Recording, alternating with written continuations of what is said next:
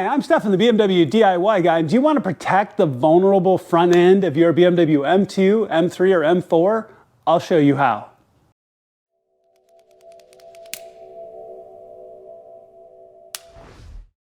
All right, y'all, so let's talk about this project a little bit and the reasons why. You probably want to do this yourself. Now, almost all modern BMWs have their oil cooler up in front, mounted horizontally under the front of the car, and they're exposed. And to top it off, everything around it, all of those skid plates underneath are plastic. And they're not even skid plates, they're just plastic sheeting. So if you hit a curb, you have a rock that skips up, you have other issues like that, not only can you damage the front end of your car, but it's easy to damage your oil cooler. So I've known folks that have had their oil cooler get hit by a rock, come underneath, skip up, punch a hole in their oil cooler. Now they're leaking oil all over the place. Could be damage to your motor, you're stuck on the road, whatever happens to be, it's a huge hassle. So Mishimoto makes a fantastic front skid plate, and I'm going to walk you through how to install it. It's going to replace that center section of all that plastic. It's going to protect your oil cooler significantly better than OEM, and it's a really easy install. Okay, so let's jump in. I'm going to walk you through the whole process. All right, guys, so here we are underneath the car in the center front plastic plate. Okay, so a couple of things. First of all, you're going to see a whole series of 10mm screws all the way through. You've got this long horseshoe piece that's going to have to come off first.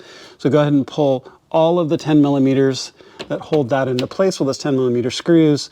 Once you have that out, you can pull the 10mm across the nose, 1, 2, 3, 4, and all of the 10mm around the perimeter of this plastic skid plate underneath. Once that's all off, this piece will drop off, your center piece will drop off, and then we can look to install the new piece.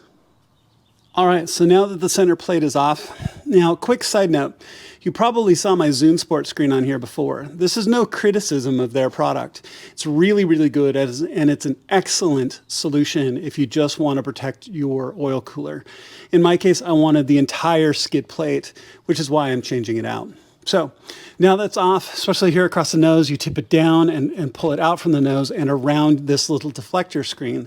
Now you're not going to need this anymore with the new screen in place or the new skid plate in place. And in addition, it's going to get in the way.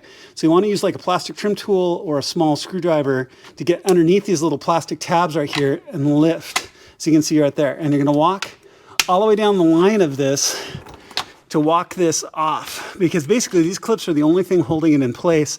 And there's just some little fingers across the top, okay? So once you have that set, you can just take it and wiggle it, and it's gonna pull up and away.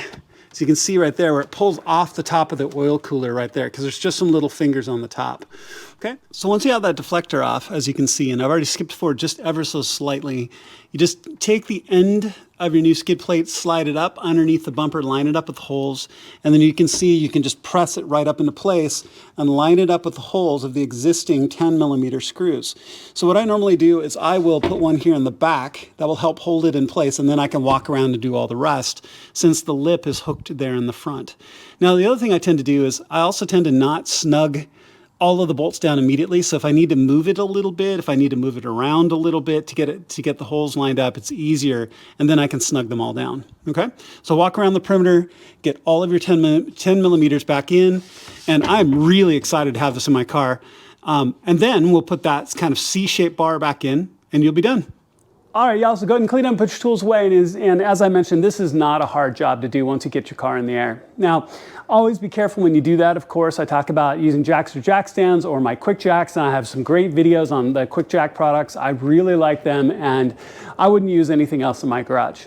I'm also really appreciative of Brian of Kies Motorsports. This is where I got this skid plate. He's a fantastic guy and has an even better company, and I love having their gear on my car. Thank you so much for watching. Please make sure to click like and subscribe. It makes a huge difference to my channel, and I would genuinely appreciate it. That way you get notifications of upcoming events, new model reviews, DIYs, everything that I have planned. Thank you for watching, and I'll see you on my next project.